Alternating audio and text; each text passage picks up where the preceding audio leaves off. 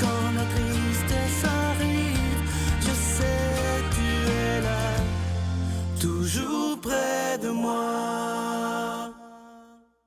Bon mardi, bienvenue dans votre émission de la Victoire de l'amour. J'espère que vous allez bien ce matin. Avant d'aller rejoindre notre amie Brigitte, j'aimerais vous présenter son nouveau livre qui est l'histoire de sa vie. Et vous allez voir à travers ce livre-là que personne n'est récupérable.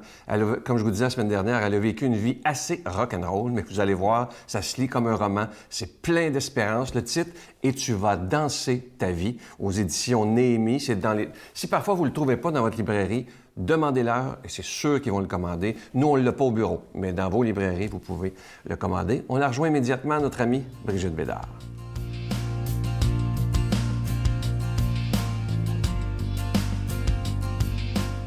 Bonjour tout le monde. Vous savez qu'on est à la veille de Noël. Très bientôt, on va fêter Noël, mais vous savez que ça fait déjà un bon bout de temps qu'on se prépare à la fête de Noël. On est dans la période de l'Avent.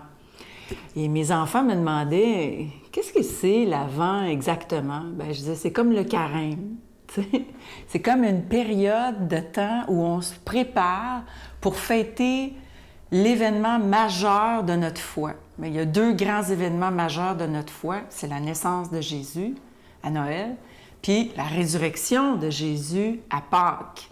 Alors, c'est pour ça que le temps de préparation avant ces événements-là, bien, il est important. C'est pour ça qu'on le souligne dans notre Église. C'est pour ça que le temps de l'Avent, c'est le temps aussi où c'est la nouvelle année liturgique qui commence.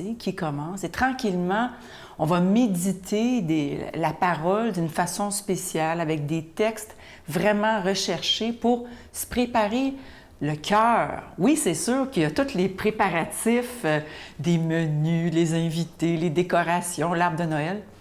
Il y a plein d'affaires à préparer, mais il faut se préparer l'âme et le cœur d'abord et avant tout, mais ça va tout ensemble. Alors, les préparatifs qu'on fait dans la maison, monter le sapin, mettre les lumières dehors, ça va avec les préparatifs intérieurs. Puis moi, avant ma conversion, je me disais, j'avais l'impression, je jugeais, j'avais un préjugé, puis je me disais que les gens qui étaient religieux, ils devaient s'emmerder pour avoir vraiment une vie plate, toujours à prier, puis à être sérieux, Mais c'est parce que je connaissais pas ça, la foi, Puis je me rends compte que d'être catholique, on est tout le temps sur le party, Il y a c'est tout le temps la fête de quelqu'un à chaque jour. On fête toujours un saint, premièrement.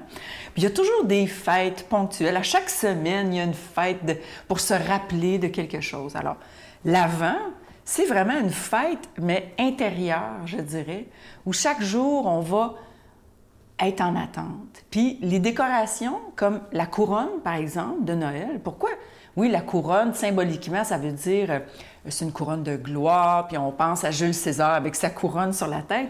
Mais la couronne de Noël, elle vient, selon la symbolique, nous dire qu'il y a toujours un combat entre les lumières, la lumière, nos lumières intérieures, et puis les ténèbres, nos ténèbres. Alors, on est chrétien, on ne peut jamais être totalement dans la lumière. On est aussi avec cette ténèbre qui nous habite. C'est notre combat spirituel, notre combat intérieur.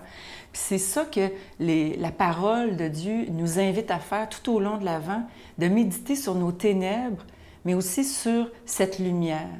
Puis quand Jésus est arrivé, bien, il est venu justement sortir des ténèbres tous les peuples qui étaient là avant sa venue. Alors, l'arrivée du Messie, c'est l'arrivée de la lumière dans nos vies qui nous sort de cette ténèbre et qui va toujours être là jusqu'à temps qu'on ressuscite dans les derniers temps.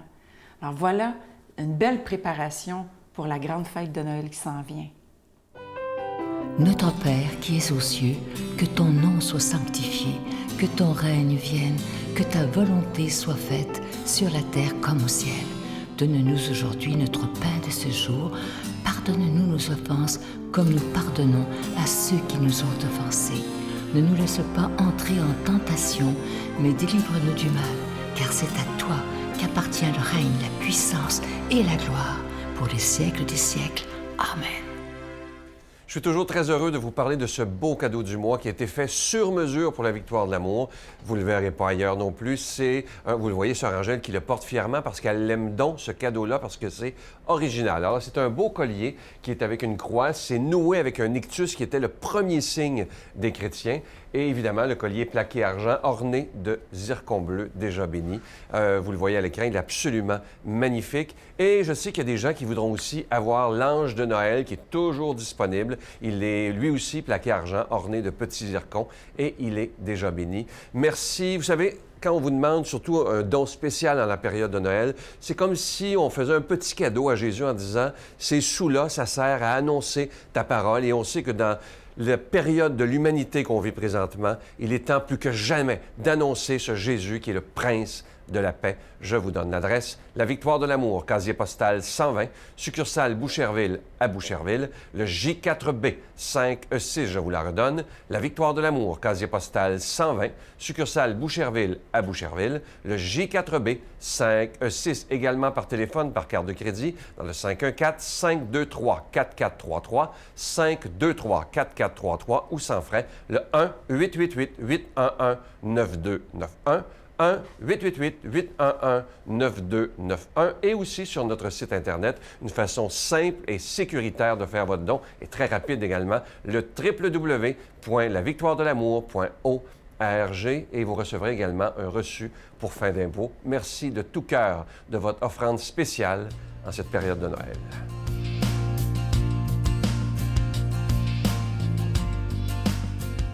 Mon Dieu, donnez-moi la sérénité d'accepter les choses que je ne peux changer, le courage de changer les choses que je peux et la sagesse d'en connaître la différence. Amen. Aujourd'hui, l'Évangile sera proclamé par notre ami l'abbé Jean Chrysostome.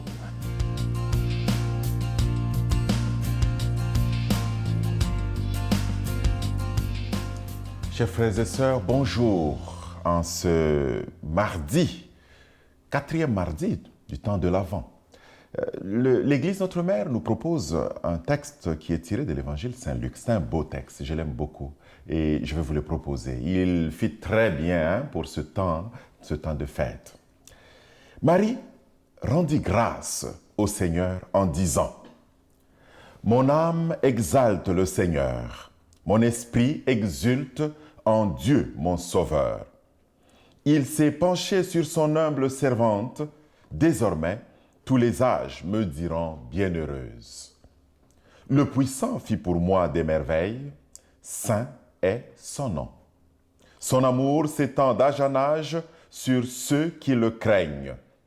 Déployant la force de son bras, il disperse les superbes. Il renverse les puissants de leur trône. Il élève les humbles. Il comble de bien les affamés, renvoie les riches les mains vides. Il relève Israël, son serviteur, il se souvient de son amour, de la promesse faite à nos pères en faveur d'Abraham et de sa race à jamais. Marie demeura avec Élisabeth environ 3 mois, puis elle s'en retourna chez elle. Voilà donc le texte, chers frères et sœurs. Un beau texte, comme je vous disais. J'aime bien quand on le chante dans le Magnificat, Magnificat, mon âme exulte d'allégresse. Et c'est un texte qui déjà nous met comme dans la joie. Parce que Marie, elle-même, est dans un élan de joie. Elle dit des merveilles que Dieu accomplit pour elle. Elle est heureuse, elle est bienheureuse, elle est dans la joie à cause de ces merveilles. Mais quelles sont ces merveilles? C'est une question qu'on peut se poser. Et c'est important de se la poser, cette question-là. Des merveilles. Dieu lui a donné la chance d'être la mère de Jésus, la mère du Sauveur, la mère de celui que nous attendons. Celui que les générations avant nous ont attendu. La mère de celui qui vient donner la vie de Dieu aux gens, qui vient donner l'amour de Dieu aux gens. La mère de celui qui viendra à la fin des temps. Voyez, de celui qui récapitule le temps, celui qui est le commencement et la fin, le Verbe fait chair, celui par qui Dieu a créé, la mère de ce grand, de la lumière même, la lumière des nations. Jésus, le Christ. Marie se sent donc comblée. Humainement, elle sent qu'elle a quelque chose de bien qui se passe dans sa vie. Quelque chose, elle va devenir mère. Et ensuite, elle va fonder une famille. Elle sent qu'elle va être en connexion, en relation avec les autres familles. Elle rentre dans le concert des familles. Elle sent en même temps qu'elle va être en connexion avec les enfants, avec les jeunes. Elle va être en connexion avec son village. Elle va provoquer une joie pour son village, pour le monde. Elle va être l'occasion d'une joie. Même, elle va être l'occasion d'Élisabeth qui est dans sa famille, de Zacharie et des gens autour d'elle. Voyez-vous, elle va influencer positivement. Elle va rendre bienheureux les gens. Elle va faire quelque chose de bien pour les gens. Elle va se sentir utile. Elle se sent utile pour les humains. Autant qu'elle se sent utile, elle a de la valeur aux yeux de Dieu. Voyez-vous ce que ça donne, Et ça nous donne de nous poser à nous une question. Ce texte, quand on l'entend, avec tout ce qu'il signifie, on peut se poser cette question. Quelles sont les merveilles que Dieu accomplit pour moi, pour toi, pour lui, pour elle? Quelles sont les merveilles? Et est-ce que je peux en rendre grâce? Est-ce que je peux rendre grâce à Dieu? Je peux m'émerveiller, chers frères et sœurs. Durant cette année, nous avons eu, durant l'année civile, je dirais, nous avons eu à l'intérieur de l'Église, depuis l'année passée même, à célébrer ce qu'on appelait le synode de la famille. C'était pour célébrer la famille, pour réfléchir sur sa mission, pour réfléchir sur son identité. Et il y a eu à Rome même des discussions extraordinaires, dans nos communautés, des discussions extraordinaires. Voyez-vous, nous pourrons nous dire, mais quelles sont les merveilles que Dieu a accomplies dans nos familles? Comme dans la famille de Marie, comme dans l'entourage, dans le village de Marie, comme pour l'humanité qui est famille de Dieu. Quelles sont les merveilles que Dieu a accomplies? Oui, cette année, peut-être que vous avez eu un enfant. C'est une merveille extraordinaire. Ou bien, puisque tu as eu un mari ou une femme, un fiancé, tu as été demandé en mariage, c'est une merveille pour toi. Oh oui, cette année, peut-être tu as eu un emploi, c'est une merveille. Mais rends-en grâce à Dieu. Moi, cette année qui s'achève, j'ai reçu ma mère qui est venue me visiter. Mais c'était extraordinaire, c'était une merveille. J'en rends tellement grâce à Dieu. Mais il y en a qui vont me dire, oh oui, mais moi, c'était plutôt des souffrances. Mais nous devons savoir que Dieu, c'est un Dieu qui a une miséricorde qui s'étend d'âge en âge. Et donc, ces merveilles vont s'étendre aussi jusqu'à toi. Et tu peux rendre déjà grâce, parce qu'il va réaliser aussi des merveilles pour toi. Alors, tournons-nous vers ce Dieu et disons-lui comme Marie, mon âme exalte le Seigneur. Rendons grâce, soyons dans la joie et que le Seigneur nous bénisse. Au nom du Père et du Fils et du Saint-Esprit. Amen. Je vous salue Marie, pleine de grâce. Le Seigneur est avec vous. Vous êtes bénie entre toutes les femmes, et Jésus, le fruit de vos entrailles, est béni. Sainte Marie, Mère de Dieu, priez pour nous pauvres pécheurs, maintenant et à l'heure de notre mort. Amen.